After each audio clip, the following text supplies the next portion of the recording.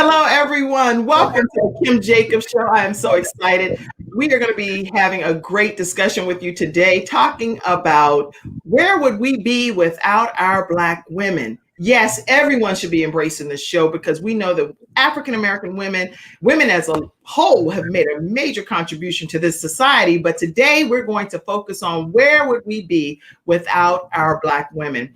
Many of you know that we have my brother Javon Jackson. He does a panel discussion, and he specifically focuses on the redemption of the Black man. And when he does that, he's brought on people from all walks of life. He's brought on police officers, he's brought on protesters, he's brought on clergy, you name it. My brother Javon Jackson has spearheaded this thing that we've called a series called Redemption of the Black Man. Many of you have tuned into that consistently, but today he brought on a panel of women, Black women from around the country, and I am so excited to have you all tuned in today. He's also got some reinforcement. My brother Courtney Jacobs is with him as well today. So Courtney, before I turn it over to Jay, go ahead and say hello to everybody right quick.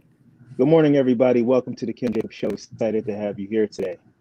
All right. And what we'll also do before I have our lead facilitator come on, I'm gonna turn it over to, we're gonna kick the party off. Then we're going to go ahead and introduce my brother. He's going to be on, Javon Jackson. That's the next face you'll see when we come back. And then he's going to start having each person introduce themselves individually. When you come in, go ahead and let me know where you're in from. Where are you visiting from? Type your name, type your city, type who you are representing. Let me know that you're here in the virtual studio audience of the Kim Jacobs Show. I am so excited. Make sure all of you panelists share it with all of your friends, your family, your coworkers as well. You do that right from my personal Facebook page, and we're getting ready to have a great time here on the Kim Jacobs Show. Let's rock and roll. Today, I'm rolling out my new intro video. And for those of you that don't know, Lotus Ignites. Lotus Richer created my introduction video. Let's kick it off. Hi, I'm Kim Jacobs, the Balance Doctor. Thank you so much for tuning in to this episode of the Kim Jacobs Show. Be sure to subscribe to the Kim Jacobs Show right on YouTube. Turn on your notification bell to all so you never miss a beat. And guess what? Every time you watch, you're going to receive a real relevant and relatable guest that's going to share with you a piece of the puzzle on this journey called life that will help you be able to manage just a little bit smoother. At the end of the day, the Kim Jacobs Show goal is to be able to provide balance to the world, one household at a time. Kim Jacobs Show. You're watching Kim Jacobs Show.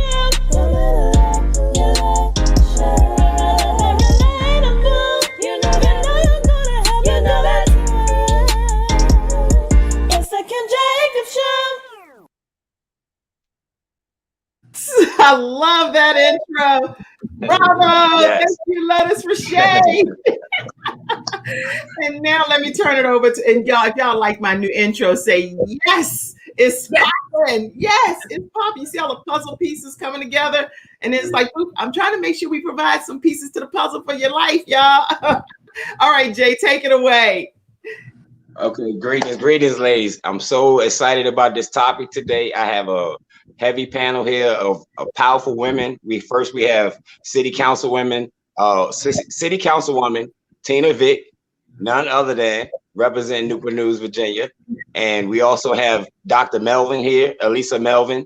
She's out of Pfeiffer University, and she's coming to bring a lot of passion to the table. We also have Shaquetta Brown Fletcher, and she's the health enthusiast to let y'all know what we need to do here and coming to bring that passion and fire today too. So I'm so excited to have these women on the panel. Thank you, Courtney, for being here today as well. And Kim, thank you for hosting us today. Oh, yeah. You know it. Go ahead. So Jay, you typically always talk about the men and what the men bring and the African-American man and what we can do to better, what you all can do to better society by getting more input, having that more grassroots, back to the basics. Y'all have been breaking it down, how to start businesses. Yes. You had Kings and Queens Line, Uplift Tees owner. You've had From Hood to Hooded owner, Dr. Damian Hodge, you've had so many people, Tommy Watson, the resilient man. Very blessed. I mean, you've brought so many people to the stage here on the Kim Jacobs Show. So today we have these women, and I would love for each of them to get the opportunity to introduce themselves briefly, tell us who they are, Yes. and then maybe we can go into some questions. As well, studio audience members, let me let you know that you can type your questions, and we'll make sure we get some of those answered as well. So let's start with Tina Vick. Tina Vick, tell us about yourself. Well, good morning, and thank you so much, Kim, for having me on the show. And Javon, it's such a pleasure to have you invite me. I'm deeply humbled, and also humbled to be able to serve with Quetta and Elisa.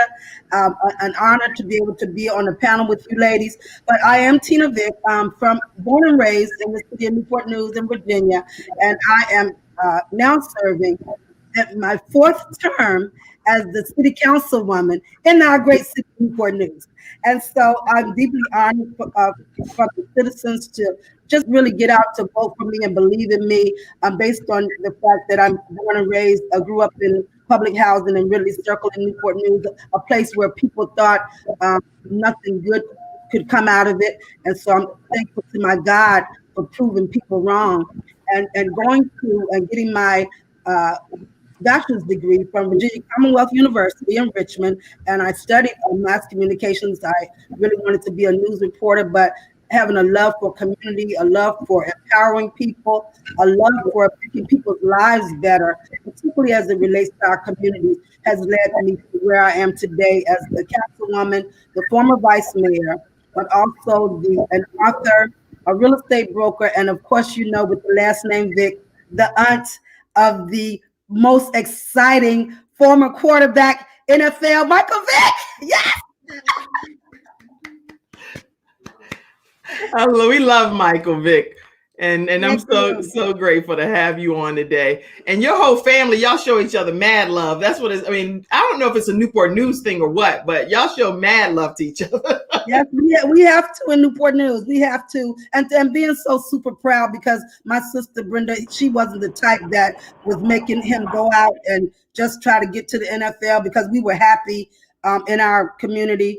And so we don't have a lot of sob stories to tell, because coming from a mother that raised us with so much love, even in some circumstances that looked dire to other people, there was so much love in our household. So to see him rise to where he went in the NFL life was truly a blessing, and so much excitement to be able to share as his aunt.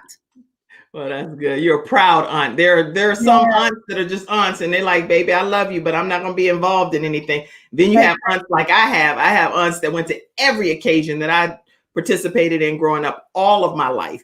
And my mom and dad were divorced, but they still showed up all the time. So you're that kind of aunt for Michael Vick.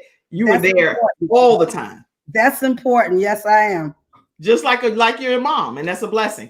So thank you so much for being on the panel today. We can't wait to hear more from you. Let's go to Dr. Elisa Melvin. Tell us about yourself, Dr. Melvin. I am just honored and humbled as well to be here with all of you. I'm not going to say much. This is a blessing. Your testimony, Ms. Vick, amazing. So I'm looking forward to learning from all of you today. I grew up in Columbia, South Carolina, and that's where we currently reside. My husband and I have been married over 29 years. It'll be 30 years in September of this year. We have 2 grown sons who are both almost 30. So we tell them they're getting older, we're getting younger. All right. And then once you reach 40, you start to get younger. That's a spiritual thing that my husband and I like to say. I'm one of 7. My parents are 5 girls, 2 boys. My parents are still with us, thank God. They've been married over 53 years. And so we are so grateful to still have them in our lives. Lots of relatives. I am currently serving as one of the associate professors of health administration at Pfeiffer University. Our campus is based in Charlotte, and I get to work with most of our students are already in healthcare. They are studying to become hospital administrators.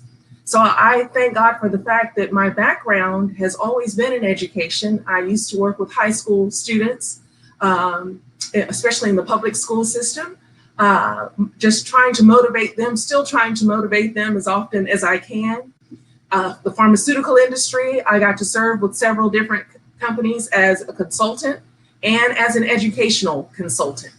But my goal every day is to let people know that I am not who I am because of my accomplishments or my achievements. I am who I am because of my faults, my failures, my mistakes, and I strive every day not to carry myself as if I have it all together because, number one, I don't, and I'm not trying to fake it. I faith it until I make it, and I am nothing and can do nothing without my Lord and Savior, Jesus Christ. I'll stop right there. Oh, okay. Oh my gosh. OMG. That's when I go back like in my chair. Oh my goodness. That's my truth. I faith it instead of faking it. Oh my gosh. Girl, I love that so much. I love that. Thank you so much for being on today. Let's go to Quetta Brown Fletcher. Hey, Quetta Brown Fletcher. I was born in Baltimore, Maryland, and transitioned to Newport News, Virginia. When I was about 12 or 13 years old, came down with my mom, who's a single mom, with my other siblings and cousins, and have been here most of my life, raised, graduated from Ferguson High School, class of 91. Shout out to all of Ferguson, when Ferguson was Ferguson. And I received my professional education from Christopher Newport University, where I obtained a bachelor and master's degree there. I also attained a master's degree from Liberty University and St. Leo University. I am so honored, Dr. Lisa, to hear all of your work, and definitely Ms. Vic, everybody on around Newport News in the 757, but I'm so proud of you. When I found out I was on the show with you guys, I was like, who, me? I got to make sure that I bring my game. So I'm truly honored. But I share those accolades, even as Tina did, just to say I too grew up on 9th Street and Lassiter Drive, like I said, with a single mother, when food stamp was still coming out of the book and they were brown, purple, and green. A lot of you guys may not know about that, but I make that dot connection because my mother told me never settle for mediocrity. And so I pushed and strived and pursued my professional education to ensure that my children knew the importance of your education and that no one could take that from you. I am the proud wife of the finest guy in the 757, right on this side of Zion. And I've been married to my husband, I call Cage, for about 8 years. And we have, again, 3 sons. I have 2 bonus daughters. My oldest son is 27. My youngest son is 7. I'll let you guys figure that out. I also have 2 grandchildren that I'm oh so proud of. I would be remiss if I didn't share with you guys that I am the founder and CEO of Breathe Easy Nonprofit Foundation. This foundation stresses the importance of being an organ donor because my husband was a bilateral transplant lung recipient at UVA in 2018. And from that point, it showed me not a lot of African-American individuals knew the importance of becoming organ donors. And I also own Breathe Easy Fitness Studio along with my oldest son. And we just turn up in there. So we have an amazing time. Most of my life, I grew up and struggled with my weight, always been the thickums around. And I wanted to make sure that I lived for my son. I had a younger son and I just wanted to live long. And so transitioning from that, lost about 120 pounds. And so now, you know, I train, I coach, and I facilitate different trainings just to help people understand the importance of health and wellness. And I also work for Capital One Bank, which is the best bank around. I want to give that shout out, what's in your wallet. And so I'm just here today to learn from the panel and share what I know and to represent and demonstrate what my mom has taught me, which is to be a very proud, unapologetic, articulate Black woman.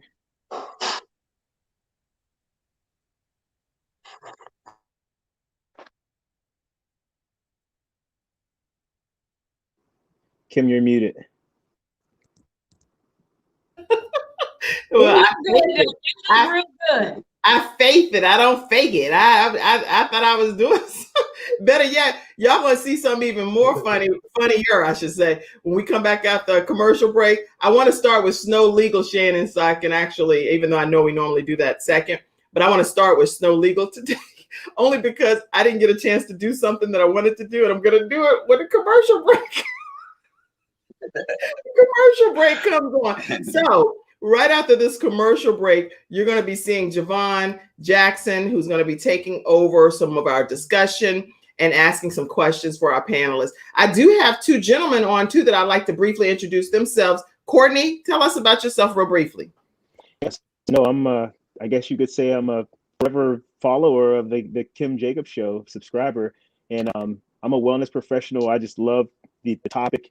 The Black community, Black love. I actually created a community, a private community called the Blacker the Berry, because I'm really intrigued by Black love and just really want to champion that. And part of my passion is health and wellness as well. So I think it's Dr. Fletcher and I, we have a lot in common, and definitely looking forward to collaborating with all of you. And just happy to be a part of the show once again. I feel like I'm just like a normal family member here. So thank you, Courtney. You are family because you're my brother too, for real, literally. Okay, let's go to you, TC Carter over there. Unmute yourself, TC. Wait, you muted.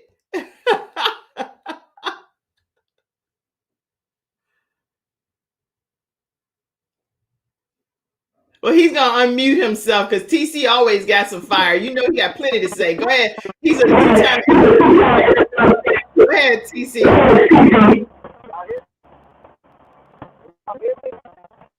Barely. Did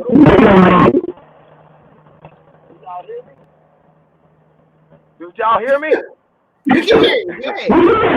Okay. Well, I'm back at this is my land. Well, I was raised on it by my queen. And all y'all queens on this table right here, this Zoom, I'm going to bow down to you. Because my queen taught me it takes a queen to make a king. And I know I'm a king, Eagle. So to see you guys having this, I really couldn't miss it.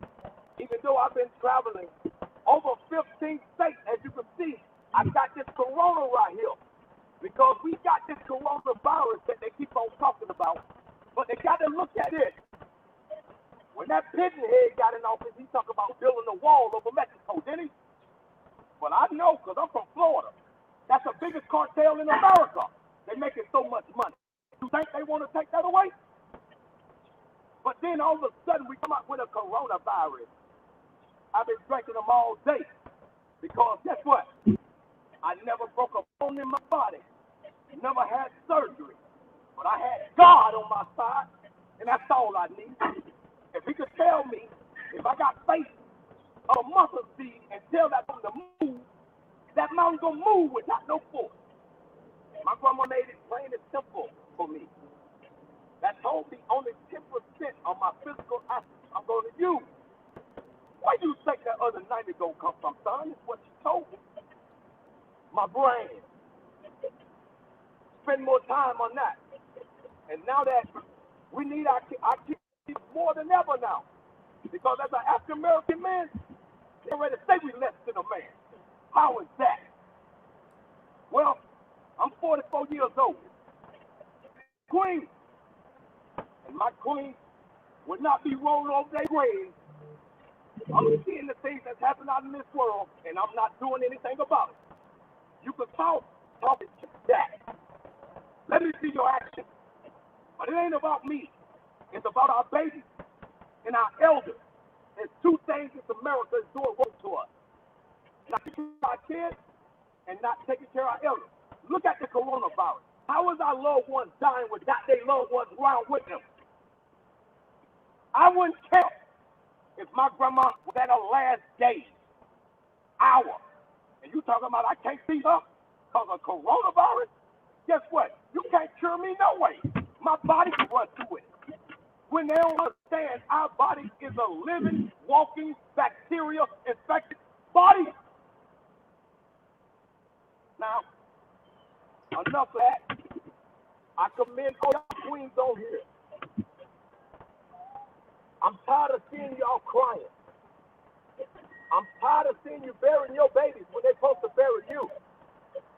So I promise you, queen, I dedicate my life. My life. Join these young kids. It's possible.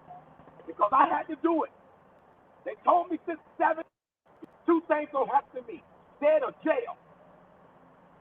I also learned in this world they build prisons because they take grade test scores from 5th grade to 8th grade.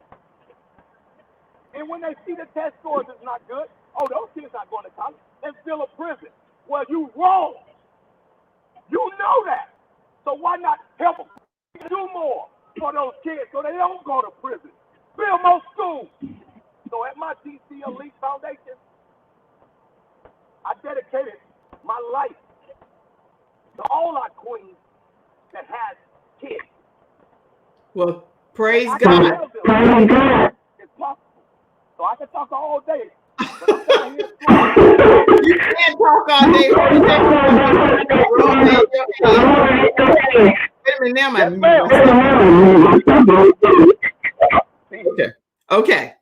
Okay. Mute your mic in between, TC. Don't worry, I muted Yeah, it. mute your mic in between. Don't worry, I muted it. Okay. So what's going to happen is, first of all, that's great words of wisdom and encouragement, TC Carter. And I'm really grateful for everything that you're saying. He has the TC Elite Foundation, an NFL champion 2 times over. And he literally, I think Michael Vick met his match with TC Carter, right? Let's see what you think about that, right? Oh, you know what? You got to remember y'all to unmute those mics for me. I don't know, Kim. I'm a little biased, you know, being the aunt. I'm just a Michael Vick fan. I really don't even know about him. I just know about Michael Vick. Oh gosh, you're like, all I know is Michael Vick. I might be a little biased because I'm in that. So that's so funny.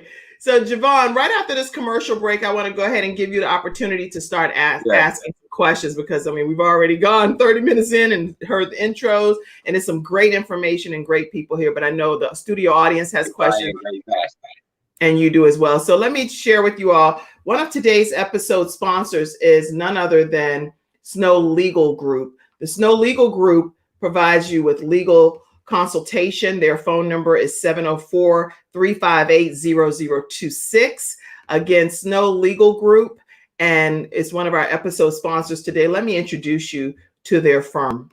I'm attorney Kenneth D. Snow, and at the Snow Legal Group, justice is our job. For more than 20 years, Attorney Snow has been fighting for justice and winning cases in the Carolinas by providing aggressive representation in criminal defense, domestic violence, family law, serious injury, and wrongful death. If you've been injured or lost a loved one in an accident, including tractor trailer or rideshare, you need the Snow Legal Group by your side, fighting for justice and fighting for you. Visit snowlegal.com. Call 704-358-0026 for a free virtual consultation. Located at 6827 Fairview Road, Suite D in South Park.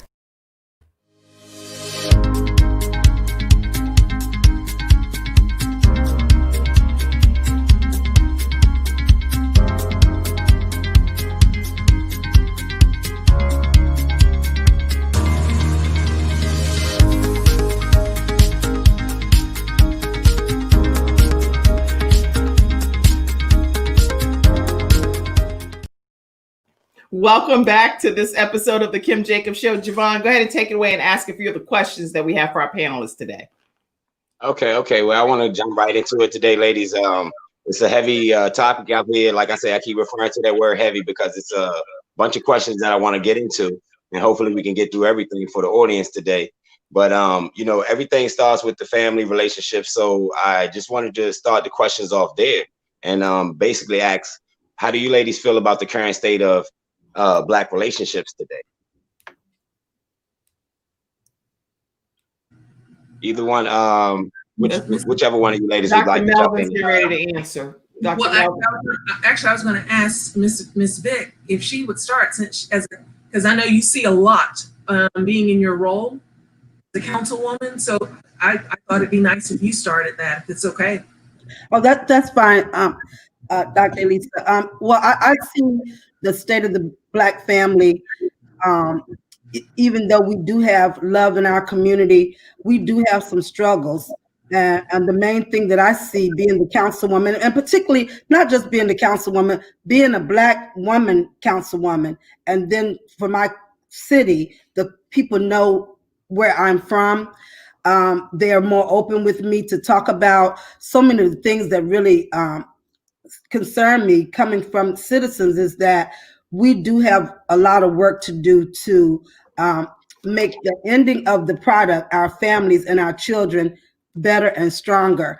For me, I'm very disturbed at the amount of people who, even though you can make it as a single parent, it's disturbing to see so many families where the mother and the father are not in the same home. And I do believe, as we look at our communities and see much of the gun violence, we did a study in Newport News, and most of the gun violence is coming from Black males from the age of 18 to 26. And so that has been disturbing, because I really do believe with that, of course, two parents need to do what they're supposed to do and fall in line with order to take care of their children, but to also have that father figure to be able to provide a roadmap to help that young male know where he's supposed to go, because otherwise, particularly in our poorest of Black communities, the males are going to use as role models, like has been done in Newport News. They're going to start using as role models the drug dealers and the people on the corner, and they're going to get guidance from them as opposed to their fathers. And one of the other things that has disturbed me, and because of that, I started the girls' camp.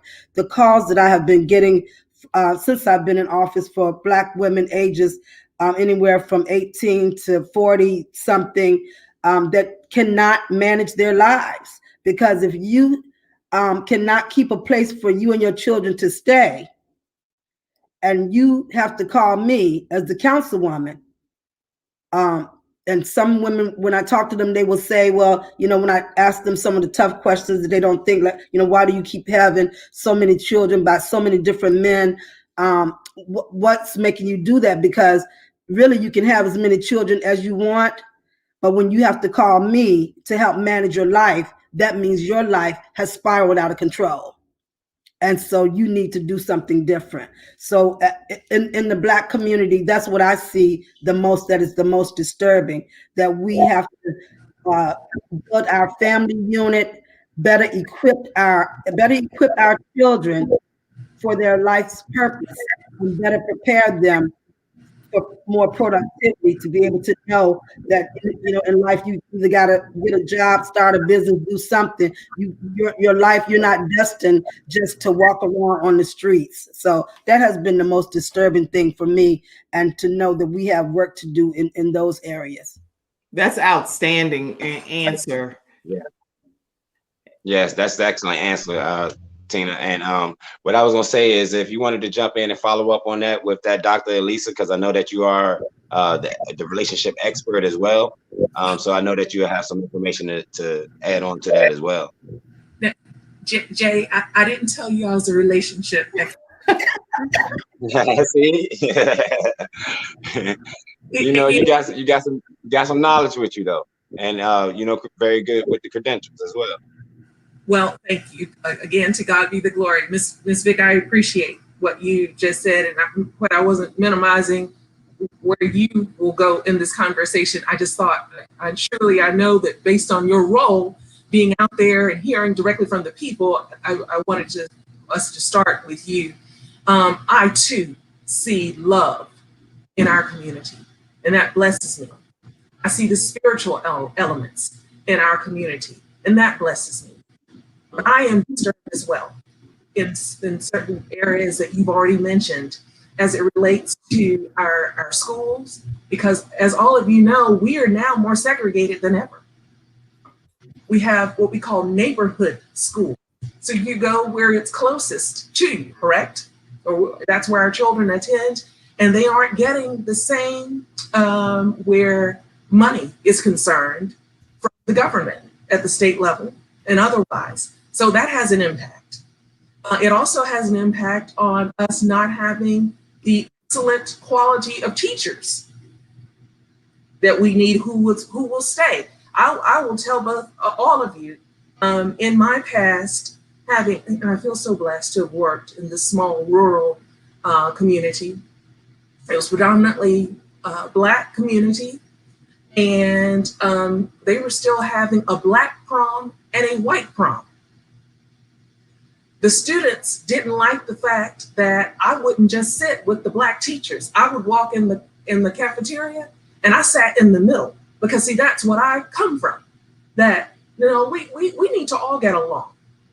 And at the same time, they didn't like that. They said that I should not socialize with anyone other than our color unless you are in the classroom. This is what I'm hearing from my students.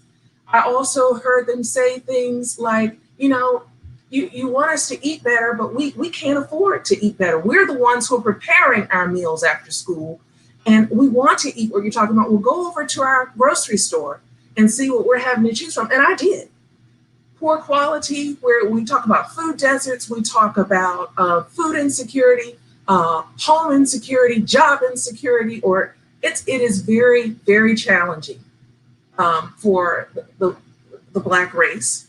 And at the same time, there are a lot of wonderful things going on. We don't get to hear about the mothers and fathers who are going out, and they aren't just taking on or taking their own children under their wings, they're taking other children under their wings. As a matter of fact, they are ensuring that they find children who, well, let me, I told Jay I was going to break it down and make it plain. Let me go there.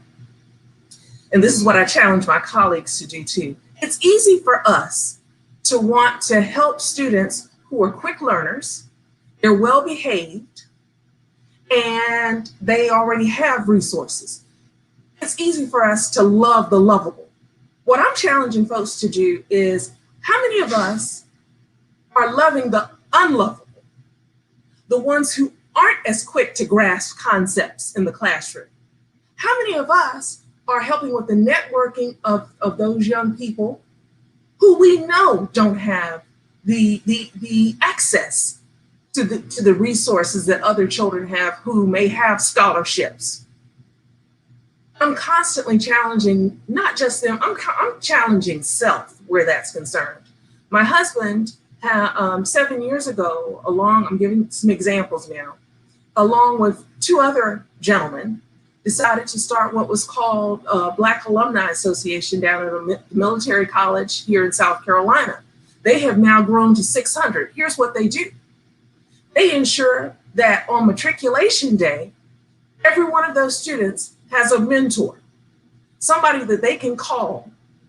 And these are things that we need. And they have people from all different industries, so they can partner with these mentors early on and watch them and mentor them through school so that they have an opportunity at getting these jobs.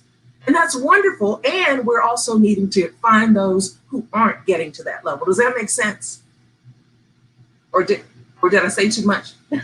Oh no, saying absolutely dead on point. Dead on point, because that's a key part. Like Tyrone said earlier, it's all with the kids. It got to be reiterated there. So, you know, everything starts with the kids, the classroom points that you were saying, that was, you know, bullseye targeted. So I'm excited about that. Quetta, do you have anything to add to this? Yes, just real quickly, and I appreciate the perspective of our panelists. And I want to be very honest, I'm not living in the mirage at all, but I really continue to believe that the foundation goes back to really speaking life into our families. I too was a single mother for a very long time. I never pretended to be a father. I wouldn't let people tell me Happy Father's Day because I understood that I didn't have the mechanics in order to raise my sons the way I needed to. However, I did lean on those individuals within my family that did represent the values and characteristics that was important for my children, who too were growing up in the east end of Newport News. And so what I would constantly do is speak words of affirmation to them. But even as some of the panelists have said, not just to them, but to their friends. And I ensured when I corrected them and I talked to them that I was speaking life and I wasn't using my words to arrest their character.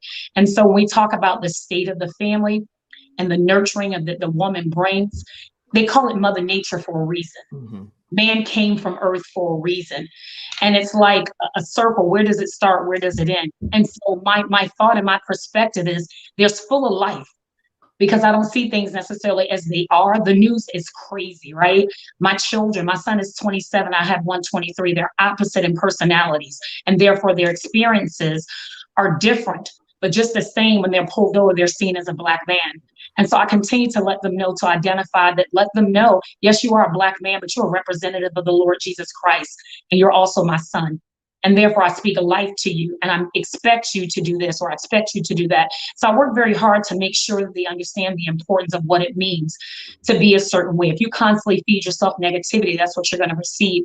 And so even as the doctor mentioned about the classroom perspective, we're required to homeschool. And so even as I begin to homeschool Jordan, I set his classroom up in a dynamics that lets him know that you're empowered. And there's nothing different than, you know, what anybody else can give you, that mom can give you. And it doesn't go because of my educational background, but really the posturing of me speaking life to him outside of that, which is the word of God. And so I go off down that rabbit trail just to say, you know, my perspective is I see some things, sometimes things as they are, even though the news is crazy, you know, folk crawling the wall that don't look like us, but I see things as they should be. And I begin to continue to speak into my children, which are men. And that's why I'm so passionate about it, to say how you change things. And so when I raise them, I posture them in a manner to say, it is your responsibility to make sure that you're partnering with a woman. And as a woman who's well-educated, and Capital One pays me very well, I yield to my husband, again, who's in a house fire. And so who's not out there working just the same, but I submit my authority to him to help build him up. Again, Mother Nature is there to nurture, but the man came from the earth and the command was given to him. So I balance the two to ensure that there's no off. So that's pretty much what I would say. Absolutely great. Can I add? Oh, can I? Oh. Yeah, go. I just want to add, and Quetta, it's great to hear you saying that, because that's why I think in a lot of the communities, particularly where a lot of families, it's ideal what you're saying, and you know, you're like me. I fed that to my children as well. I was a single parent the majority of the time, not the entire time, but to be able to grow your family in love. So out of that love, which is the heartfelt, which I feel is the heartfelt, undying energy of emotions and intimacy that we can give our children and our family and our men. But to be able to figure out in this world of, you know, the drug epidemic that broke our families apart, you know, I worked with juvenile offenders for over 10 years to be able to open the case files and to see how fair is life for this child when your mother is on crack and your daddy is in jail, and this is the world that you're born in. So our challenge, and what I challenge myself with and bring to the table every day, Quetta, I love what you said, is that how can we bring what you're saying, Quetta, into our communities, into our Black communities, so that the rest of the world can, not saying that all parents don't have that, but we know we have some struggles because our education scores are lower in low-income Black areas. You know, the incarceration is higher. The you know, the fact that our kids are dropping out of schools. How can we bring that in our communities? And my solution, and I'm going to get that started, one of my others, is that we need the people like us on this call to not be afraid to go into those hard to serve areas. Dr. Elisa, like you're saying, go into the hard to serve areas and be able to have some type of group meetings or things that we can transfer the information, because everybody does not, this is what I tell people, every household is not the same, and everybody doesn't have the same information to be able to transfer the power and the purpose to their children in order to help us continue to make a better community and a better Black Lives Matter situation for the people who we love, the people who I love, my Black people. Absolutely great. That's so great. So I just wanted to say that you ladies all had some great answers, great contributions. You actually answered the second question that I had, which was the practical action plans towards that. You guys touched on all of that in your answers. So I'm gonna move forward to the next question that I have, and I want to lead off with Courtney with this question, and then follow up with TC, and we'll touch on it briefly ourselves, and then give it over to the ladies. But the next question is, how important is it for the recognition of Black women in the culture? Well, first of all, and their contributions that have been made as well. I'm sorry about that delay, but as well as their contributions that have been made. Yeah, no, I think it's critically important. that we recognize the Black woman. And even in the midst of all the things that we talk about, all the challenges, this kind of goes into what all the ladies were saying, all the challenges that we have. I always say the same thing. I feel like it's systematic. The race it's an unfair race where everybody should start at the zero, but we're people of color, Black people, we're starting way behind. So I totally feel like we have to recognize the Black woman, and we have to love, from a Black man's perspective, we have to love the Black woman even through all of it, no matter what. Like, you still have to connect with that Black woman and see, you know what, all these things are going against us. The systems are set up for us to fail, but as long as we have each other, no matter what, we can find hope, you know. And I really challenge Black men to think that way, to find your Black queen. And I'm not a person who is against Black men who decide to find another colored woman. That's what you choose to do. I'm totally fine with that. But I really challenge Black men. You know, I created the Black of the Berry. One of the reasons why I created that community was because I would notice when I would be walking with my Black life of 21 years, 3 months, and 12 days today, I would notice another Black man would be walking with another woman that wasn't Black, but he would have his head down. He would not look me in the eye, you know, or the white woman or whatever woman he was with, she would be several paces ahead of him and he would be way behind, or vice versa. You know, I noticed those kind of things. And to me, when I saw that, I said, well, I mean, and there are some Black men that I know that have married other women that aren't Black, and they are confident and they're comfortable with who they marry. But I've seen so many of the Black men put their head down when they walk next to me with my Black queen, you know, and I say to myself, why is that? So to me, that tells me that you kind of feel like something is wrong there. You know, otherwise you would be able to walk in confidence. It's critically important for the Black man to recognize the Black woman as his queen, as his queen. Absolutely great. That was a great point, Courtney. Kim?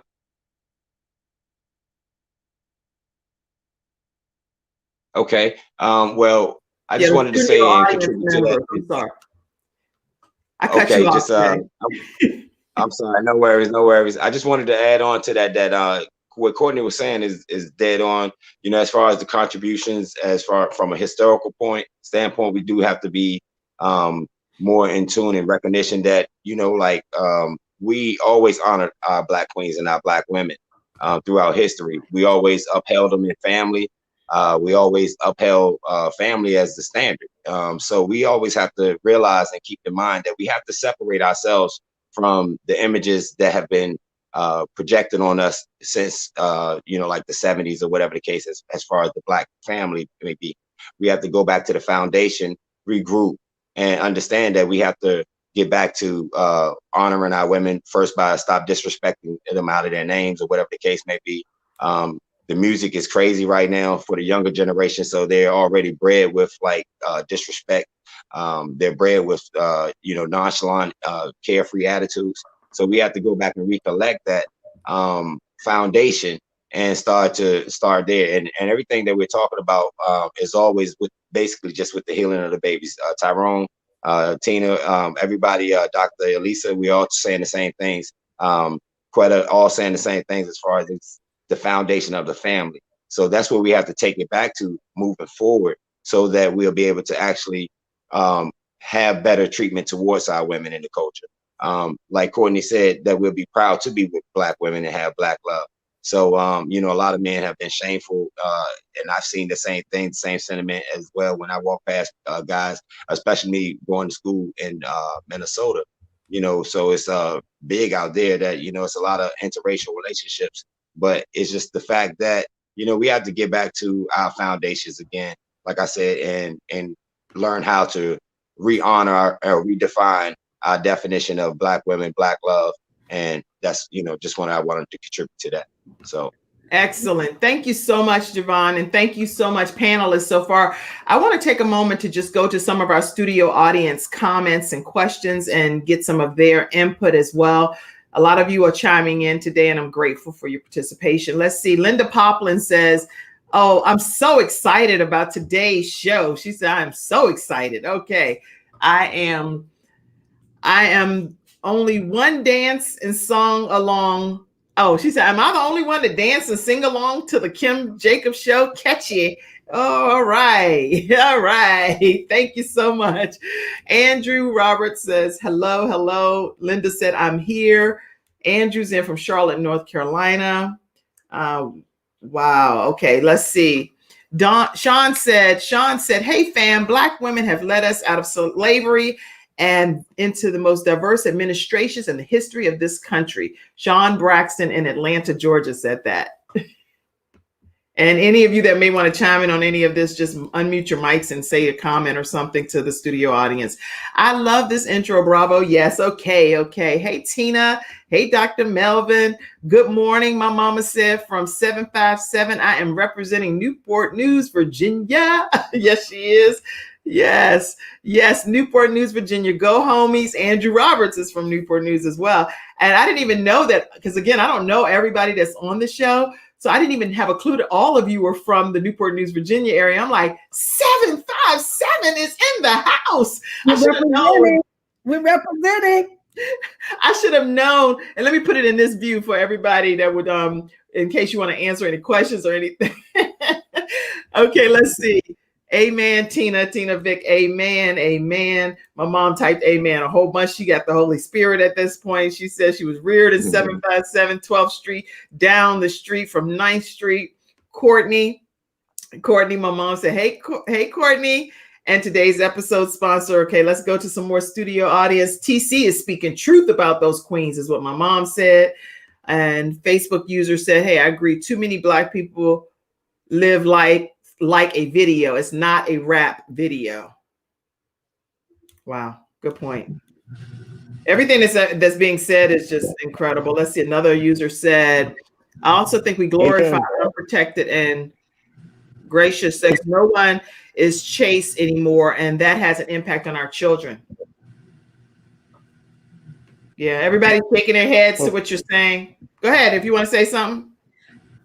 I do, because the thing is too, just looking at the challenges with and Javon, I feel the same way you do, talking about, trying to go back to the foundation and build a foundation, but look what forces are coming as we're building a foundation. Who would have known the sex industry is coming so strong for our women that now our young girls are going to have to decide, wait, should I go to college and spend all this money and be in all this debt?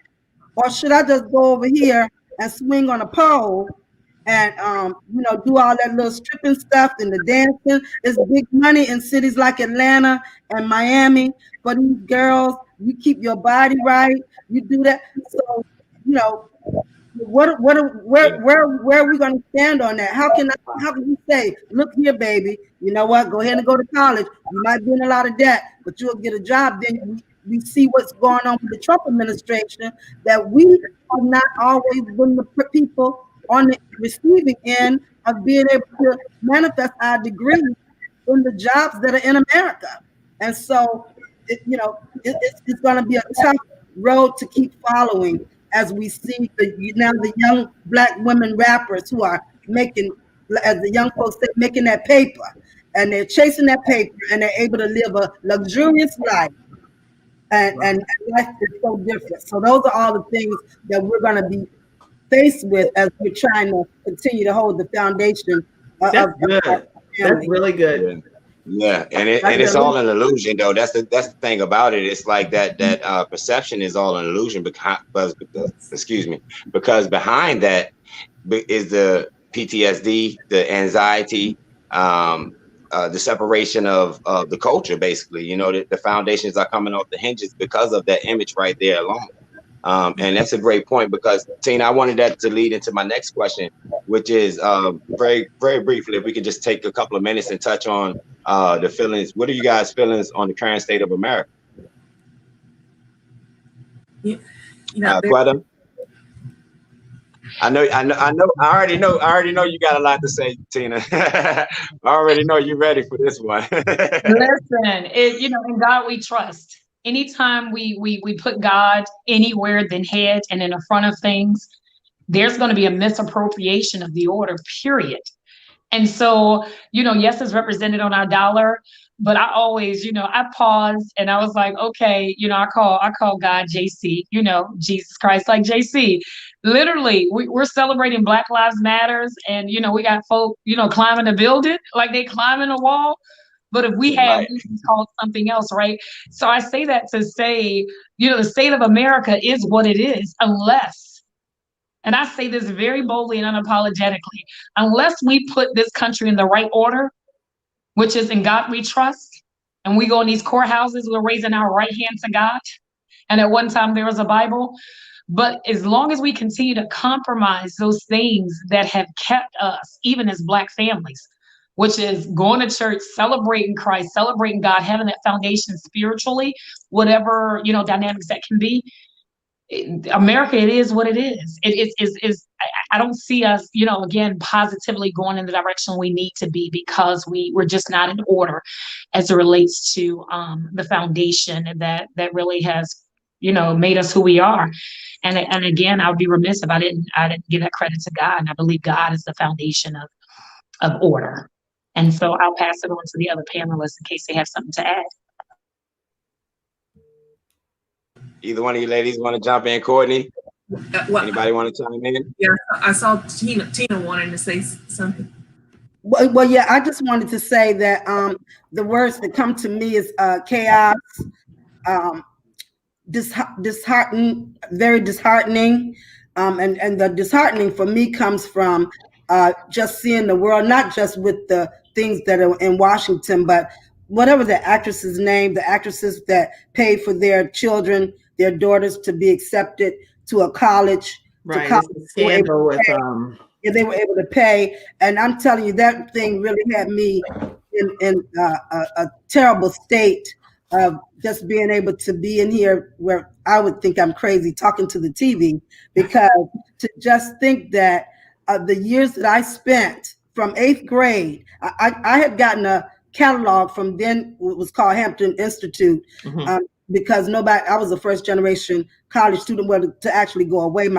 Two of my sisters had gone to Thomas Nelson, but I kept that catalog from 8th grade when we took a tour to Hampton Institute, because in that catalog, it gave a breakdown of every class I needed to take in high school to be ready for college.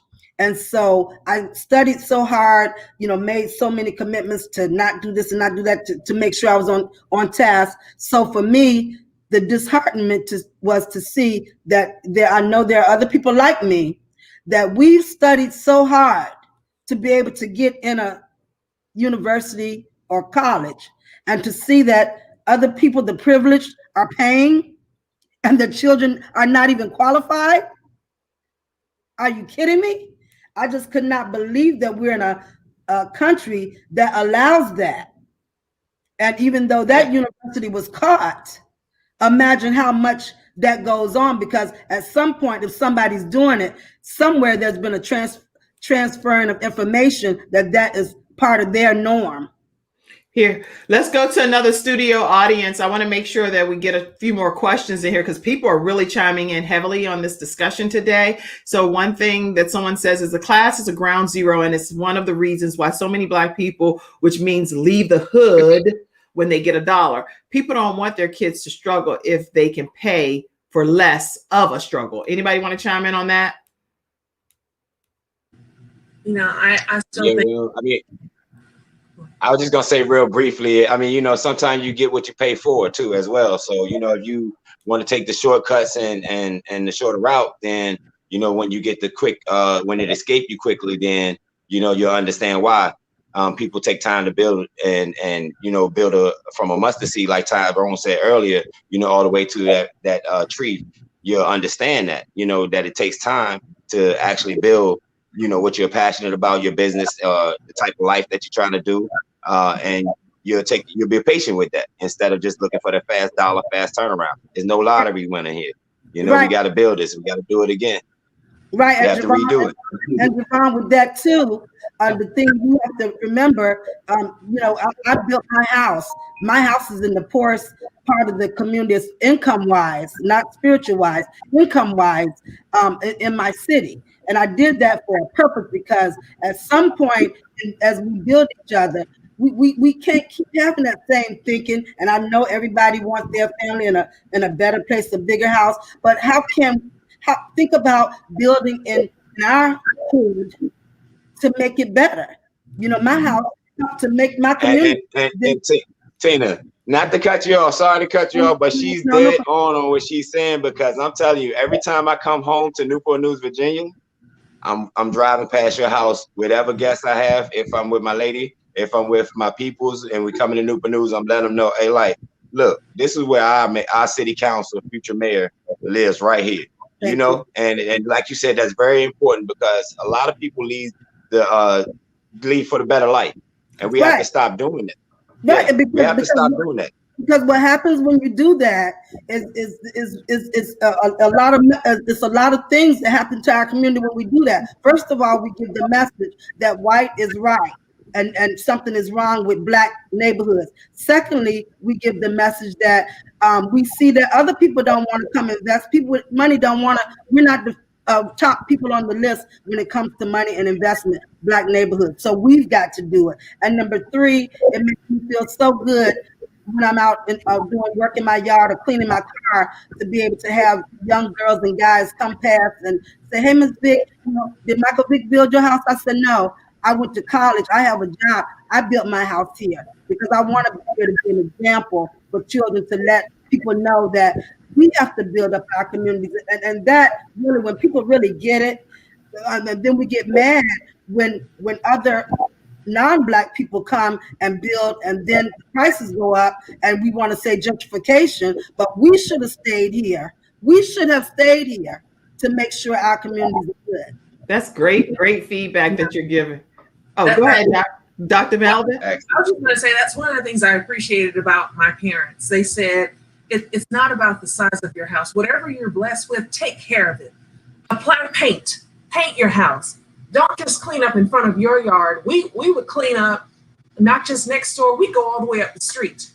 And sometimes we got pushback about that, but they said, be excellent wherever the Lord blesses you to be. And I thought I try to pass that on to others. Let's take care of the community. Absolutely. Excellent. Let's go to another studio audience question, Javon, if we can. I love what Quetta said about authority. I also believe too many women yield to an illegitimate authority when they submit to a man who is not their husband.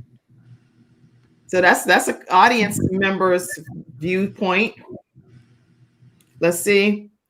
It's some others I know. Oh, Sean is on here. Let me see what Sean said. I know she has some stuff in here to say. That's my best friend outside of my mom. My mom probably be like, look here, I'm your best friend. I'm my mommy, then Sean. Okay. God, my mom, and Sean, all that, family, all that stuff. Okay. So if you want to know the end of a thing, look at the beginning. Look at how this country started, is what my bestie said. And that's what I was basically getting at, the systems that are set in place. But in my opinion, you still have to love through it. Like, it is what it is, but it's still our responsibility to be the change that we want to see. And that's what Sean just said. That was what I was basically getting at. The system is really not set up for us to win. That doesn't mean we can't win. You find your Black queen and you love her, and you go against the grain, and it's going to be hard. It's going to be uphill, but you carry that queen, and y'all roll. Y'all get it done. Sounds good. That's great. Hey, so Jay, so Kim, I was gonna try to dive into this last question. I know we're kind of getting to the end, but if we can, it was great coming off of that question that the audience member just posed. But I just wanted to know basically how important is it, and why is it important to acknowledge Black men as the foundation in the culture? Either one of you ladies. Well, I think it is extremely important to acknowledge the Black man, to lift him up. I heard Quetta say something about affirmations, that we speak those affirmations, not just privately, but also publicly, not to allow others to tear another one down. If they have something to say about their loved one to encourage them, you shouldn't talk to me or badmouth this person to me or others. You should lovingly go to that person and express what needs to be expressed. But y'all, you know, we're talking around something that we haven't mentioned today. If I don't have self-worth, if I don't have self-value, if I don't love myself, what do I have to give to you?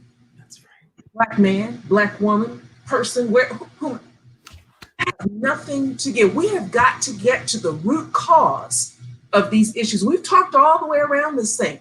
Yeah, well, I'm all right with going to get on. Somebody talked about getting on a pole. You know what?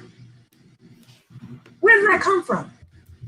Why do I not feel worthy enough to have better? Why am I settling?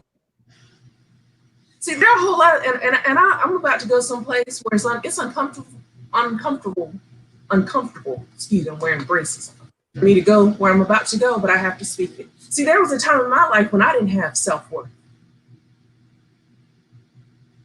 Not because of my parents, not because of my upbringing. I had to learn. The Lord had to show me, Lisa, you don't have to have somebody. Stop choosing. Put me first. Let me choose. But I had to.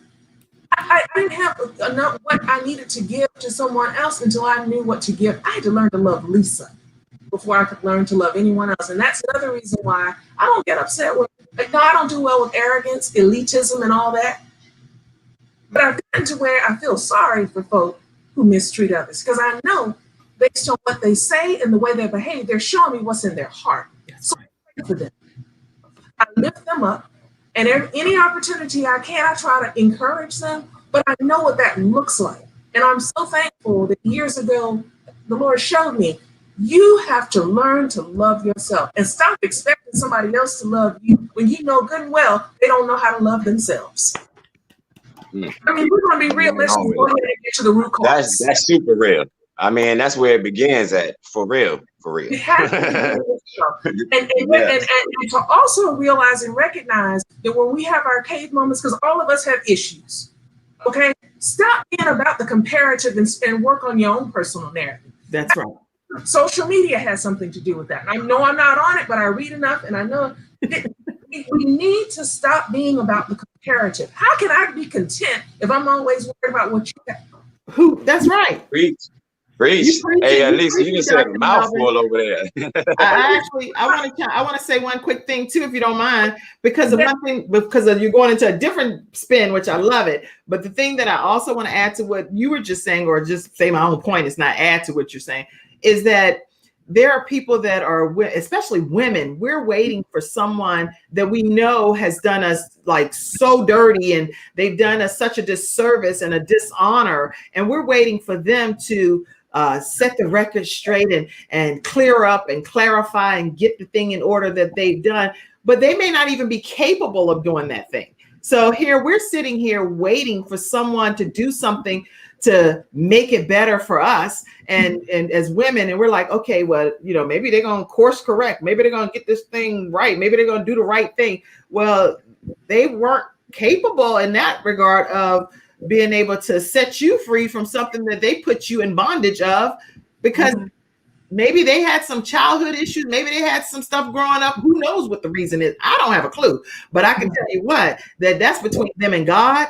That is not between me and that person, or you and that person, or a woman and that person. It doesn't matter, because God is in control of all situations.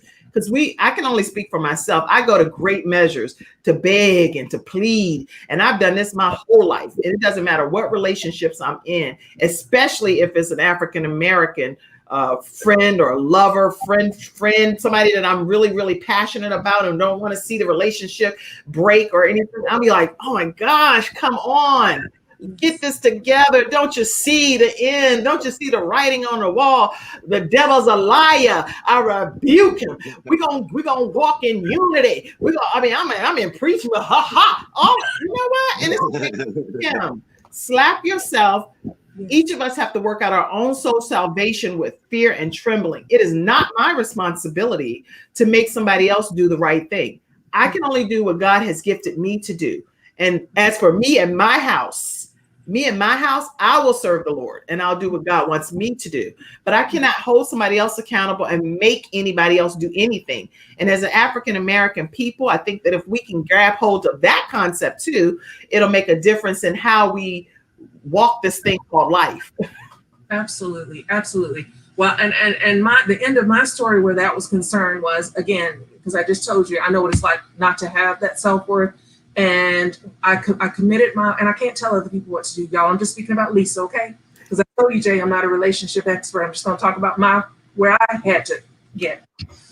I committed my life to Christ. And I said, Lord, one day I remember this conversation. One day I do want to be married, but I want to be married to the man that you have chosen for me. I fully commit to you. And y'all, it was I don't even look in the direction of a male. It was just full commitment. 7 to 8 months later, I met my husband. And he said, excuse me, miss, do you work here? I was working at the State House here in South Carolina. And he said, do you work here? And I said, yes. We had a pleasant conversation. He asked me for my phone number. And I said, can't give it to you. So he kept talking. And then he asked me again. I gave him my phone number, but I gave it to him thinking, you know what, Lord, again, I'm not looking. This is all about you. He doesn't have to call. It's okay because I'm okay with Lisa now. I'm all right with Lisa. He ended up calling. Come to find out, the person that he first told about me came from my childhood, knew everything about me. I'm serious. We grew up together. And the short version is this.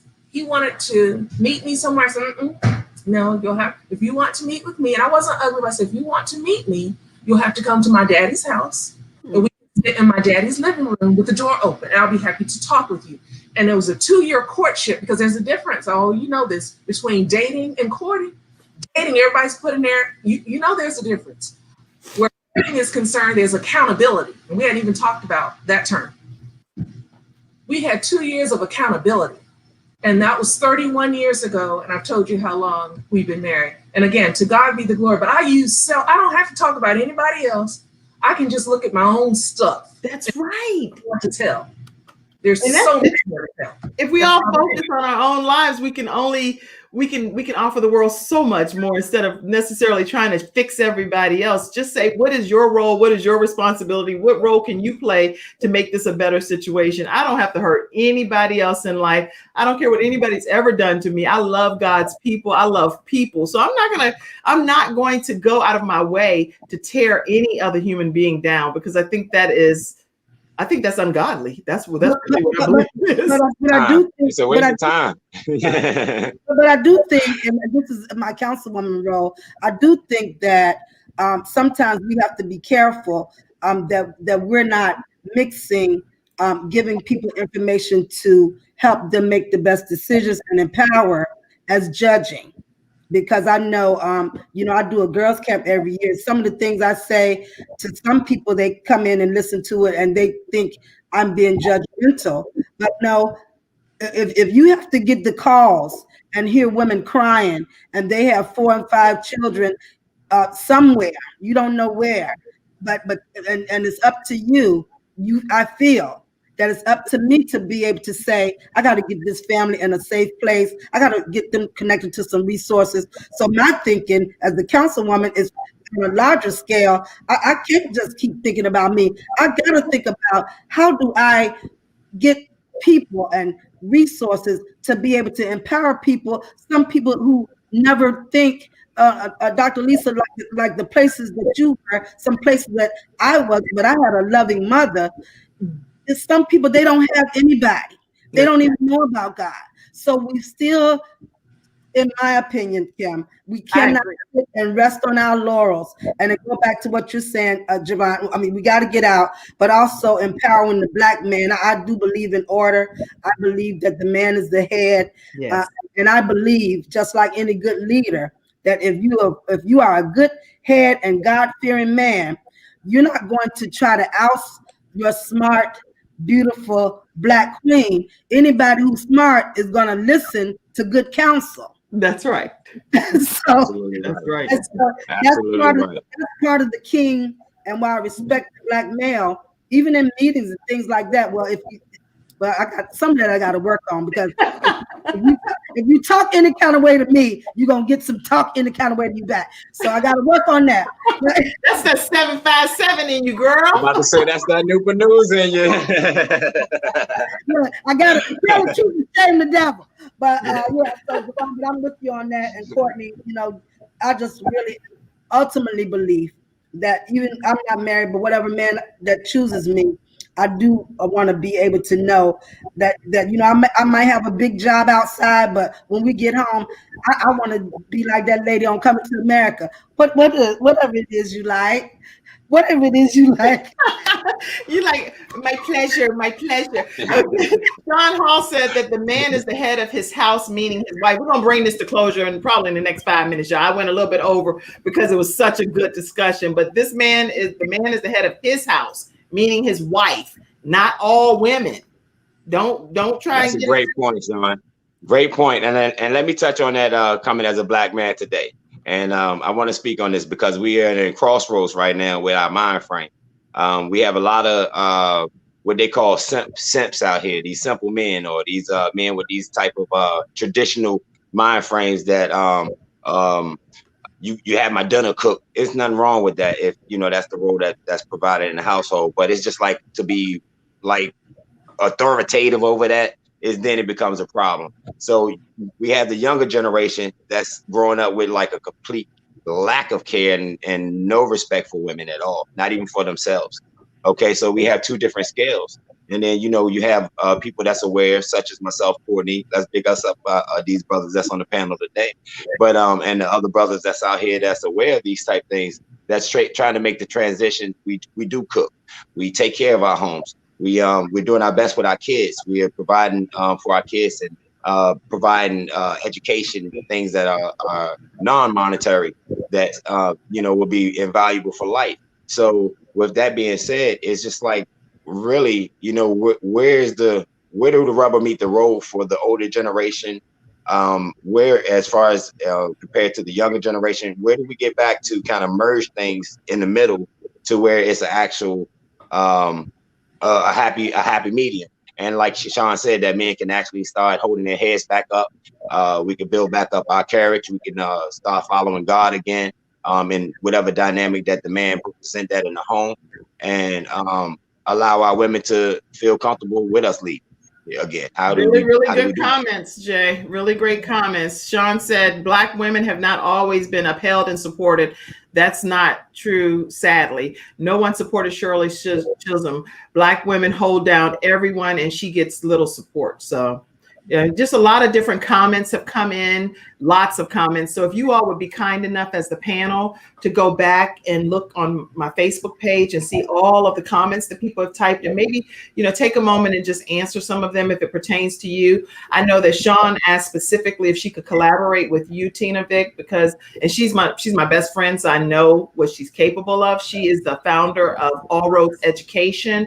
And literally, when you're talking about helping young people that are impoverished, and in particular, my son has received about $15,000-$20,000 in scholarship funds working directly under Sean Hall's All Roads Education project. And so I know you all don't know Sean. I know her and I believe in her. And I want to make sure that if she's asking to connect with one of you all or all of you, please utilize her services. And I endorse her.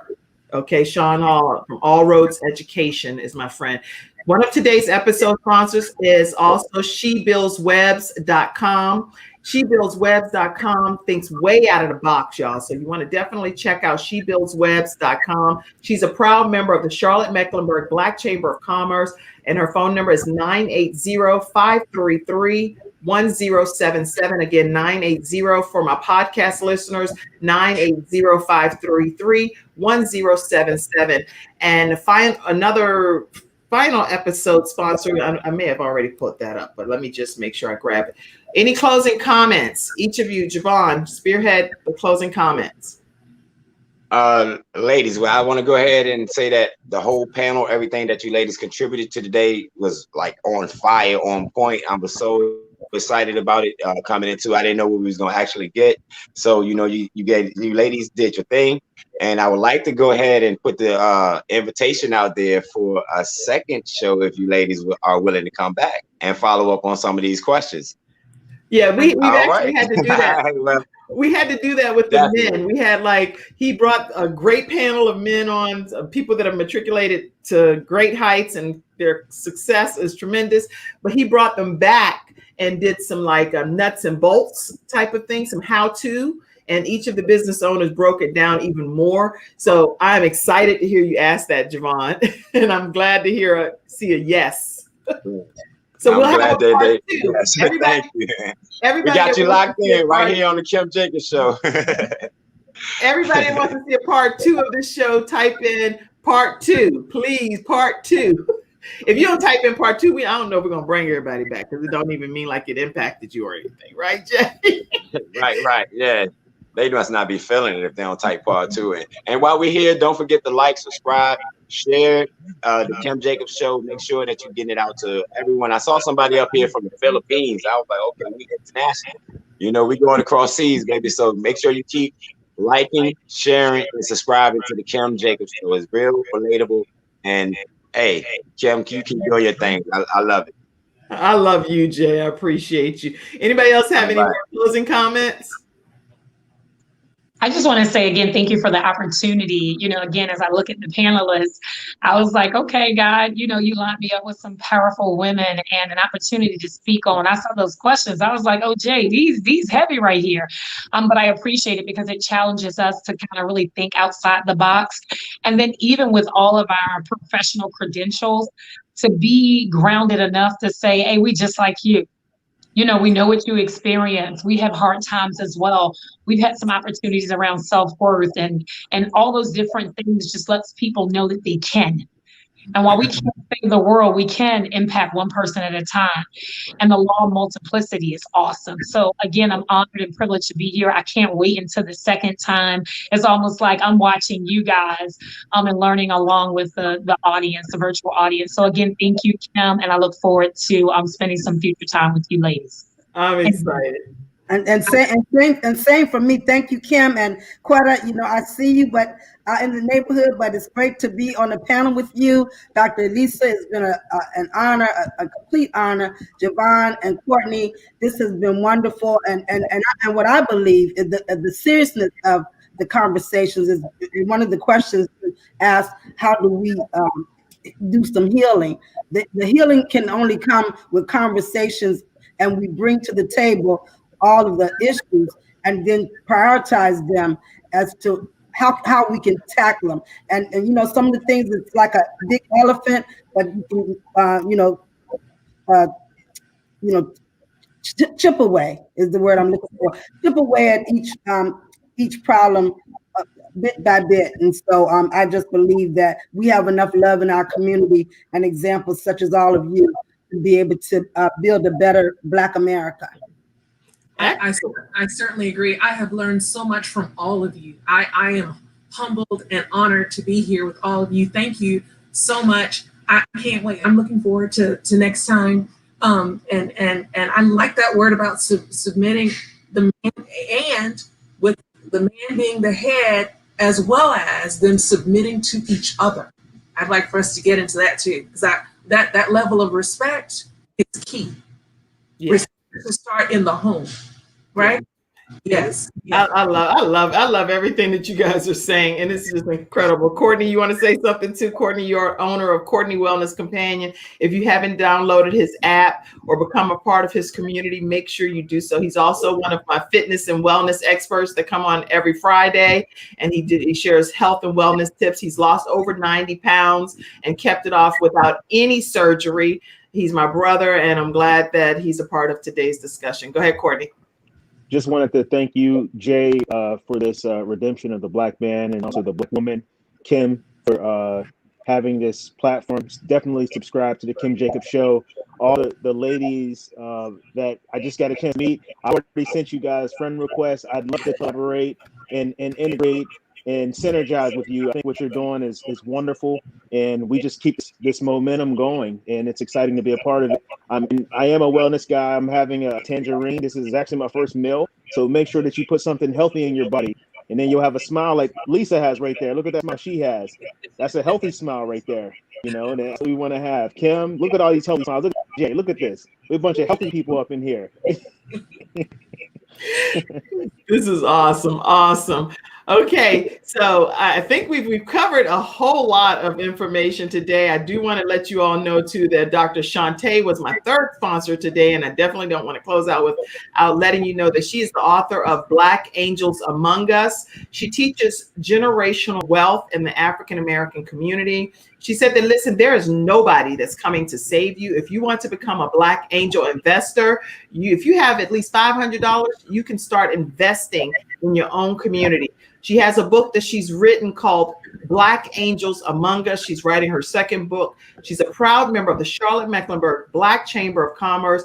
And if you have not gotten a copy of her book, which is also downloadable in an electronic version off of Amazon, you can either go to her website, drshantae.com, or you can go on Amazon, but you definitely want to get that book. I've read the book, and it is incredibly helpful. So thank you to all of today's episode sponsors, and thank you all so much for being a part of today's show.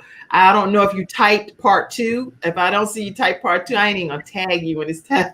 I'm joking. Hey Kim. So you know, usually when I host a segment, you be like, close out, Jay. Go ahead and take it out. Last words with you. But today, I'm gonna let you have the last words to Kim. Go ahead and close them out. You're gonna let me have. Thank you so much, Javon. This is my real blood brother by the same mother. You know how people say my brother from another mother. This is my brother by the same mother. Okay, and so he's gonna let me have words to close out today on my own show. Thank you so much, Javon. Let me also let you know, even though you missed it today, which I'm going to be in a lot of trouble. You're talking about submission. Let me say this about submission too, because I know we're going to talk about it in great detail when we come back on part 2. I think it is so important to recognize that if you are married and you have a husband, submitting to your husband is not worrying about submitting to who he is as a person per se. You're submitting to the authority of Jesus Christ. And that gives other viewers, people, outsiders, who only sometimes get to only read the Bible that we are as a human being. They only get to see our lives. So when I say me and my house and all of these things, I know that the example that I am, we're either a positive example or a negative example. Everybody's looking at our lives. And if I say I believe in the Bible, then in the Bible is what should be coming out of my pores, right? Because they may never pick the Bible up and read it. When you submit to your spouse, you're submitting to God. And you're saying, okay, God, I'm submitting to your rule, and your relationship between you and the church is between you and your bride, the church. And so when we're submitting to our spouses, we're not necessarily saying, I like you, I don't like you, you get on my nerve. That's not what's happening in the submission process, but I'm sure we'll talk about that a lot more in the future. But in my submission here, let me say this, I'm in trouble today. Tomorrow at 12 o'clock, make sure y'all go. Monday through Friday is prayer. Pastor Jacobs, Quest Church prayer line 978-990-5000. The access code is 322083#, and it's from 12 to 12:30 Monday through Friday. All kinds of prayers taking place pertaining to everything that's happening in COVID, with people in isolation as some people are having their loved ones transition home. You have a social injustice, social unrest, government issues. Prayer is happening through Quest Church prayer line, so tune into that. Okay, anybody else have anything else they want to say? Because we're going to close out. We're going to go past 12:30. Part 2, somebody typed it, and he's right here in the panel. Part 2. You know, you the only one typed it so far, Courtney. I don't know. We these people. Everybody loved it, I can tell, because they commented like crazy. Anybody else have any questions, comments? All right. Thank you all so much for tuning in to this episode of the Kim Jacobs Show. Instead of me closing out my normal way, I'm going to close out with my show intro that Lotus Shay from Lotus Ignites created for me. I'm so excited about this new show intro, y'all. If y'all missed it in the beginning, it's here again. Thank you so much. Quetta. Thank you, Tina Vick. Yeah. Melvin. Thank you, my brothers, both of you, Javon and Courtney. Wow. I can't wait for part 2. This is a great show. All right. God bless you. Oh, I didn't tell everybody tomorrow. Tomorrow, good gracious. They're going to be like, you know what, Kim, you just off your game today. But I'll get better tomorrow, y'all. Pray for me. Oh, you remember when I told you during the break I was going to go do something, Dr. Melvin? Yes. Remember that at the beginning? Well, guess what I did? I've been walking like 5-6 miles and stuff a day recently. It's something I'm doing a challenge, and Courtney got me doing all kind of stuff, and Alina Green and Tashi Fitness and my kids, you name it. I got all kind of stuff going on. So right before I came on, I had showered and got myself ready. I was I like the way my hair and product and everything. Looking at I don't have no chemicals, but I put some little product. I was like, yeah. But then when I got on, I had no makeup on. I don't know if y'all noticed that, right?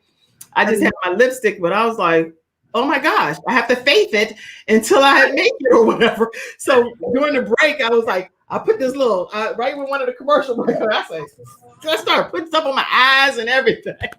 But I'm telling you, I did not even notice. If you hadn't said anything, I promise you I didn't notice. The beautiful part is your encouragement of we don't have to be fake and try to fake everything till you make it and all of that drama. How about just live the life that God destined you to live? Know that we're going to go through different seasons and phases in our lives. Some are going to be up, some are going to be down, and He has the plan for our lives. He has the perfect plan for our lives. And those are plans to prosper us, not to harm us in any way. Okay, y'all, I could get on here and go on and on and on. But tomorrow we have Sharonda Banks is my cousin. She is the owner of Naturally Shabu and her body butter. I wear that too. And she mixes it. It's got essential oils. It's everything. So she's going to be on tomorrow. And she's also the owner of F2 Liturgical Dance Academy. And she's lost probably about 40, 50 pounds herself. And she's going to be telling us about her journey tomorrow here on the Kim Jacobs Show. I am out of breath. Any last words? You know how you get on the show and you be like, dog, I wish I had said this one thing and I didn't say it. Now I'm so disappointed. Dr. Melvin, one thing? No, I was just going to say, you know, when you fake it, it's exhausting anyway. We don't want to be exhausted. Right? No. We want to keep getting younger. I appreciate all of you. That's all I want to say. I appreciate all of you. Courtney, any last thing? Be well. That's it. All Be right. well. Tina Vick, any last thing? Just thank you again. It's been such a pleasure. It's been a pleasure. Quetta, any last thing? Remember, one person can save 8 lives by being an organ donor. Please go to breatheeasy.live to become one. Wow. Breathe Easy. Breatheeasy.live. Okay, I'm gonna type that because I want to make sure y'all know that. And it's easy. So BREATHE easy.live. It's creative. LIVE. LIVE. Yep, it'll be 3 years in May since my husband had his double lung transplant at UVA. Oh wow. Wow. And what did he have? What kind of disorder did he have that required him to have a double lung transplant? He was in a house fire. You said that right. Okay. Frying some hot dogs and fell asleep. The reason I asked that is because I have 3 children that have cystic fibrosis, and many times people that have cystic fibrosis have to have lung transplants too. So becoming an organ donor, everyone, as we close out today's show, I know that's a point that she had made earlier and shared her husband's story briefly, but take a moment to become an organ donor. BreatheEasy.live and make sure BreatheEasy.live. Her husband has been, is that right? 2 E's, BREATHE, and then easy. We're going to get that right. Okay, thank you. BreatheEasy.live. BREATHE, then easy.live to become an organ donor. And it has proven to be very important in her family's life. And we want you to consider organ donation as well. Is that correct? That is correct. All right. And Jay, since you were so kind to give me the last word, I'm actually going to give you the last word, and then we're going to close out. Go ahead. Great. Well, once again, ladies, it's been a blessing and an honor to have you ladies attend today.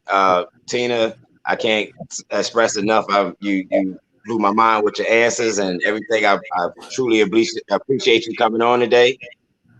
Dr. Elisa, you turned out, and I think you showed everybody that you are that relationship expert. I think so. And you have a lot of wealth of knowledge in that area. Excuse me. Quetta, we go back from Ferguson High School, and it's been amazing to see you do your transitions and what you're doing now and being a health instructor, leading women and getting women mind right as well as their bodies. Okay, that's very key these days. Courtney, my brother from another mother, I appreciate you always at arms with me, man. My brother in arms. And in the spirit of TC, I'm gonna go out on this note. Kim, I love you always. You know that for sure. And I appreciate everything. Appreciate you letting me host the show today. It's been a great honor. But in the spirit of TC, Tyrone Carter, one of my other brothers that stood up on the panel with me today, I'll tell you guys this. We love you, queens, and we're going to always uphold you and honor you, ladies. All right. And on that note, blessings. Hi, I'm Kim Jacobs, the Balance Doctor. Thank you so much for tuning into this episode of The Kim Jacobs Show. Be sure to subscribe to The Kim Jacobs Show right on YouTube. Turn on your notification bell to all so you never miss a beat. And guess what? Every time you watch, you're going to receive a real relevant and relatable guest that's going to share with you a piece of the puzzle on this journey called life that will help you be able to manage just a little bit smoother. At the end of the day, the Kim Jacobs Show goal is to be able to provide balance to the world, one household at a time. Kim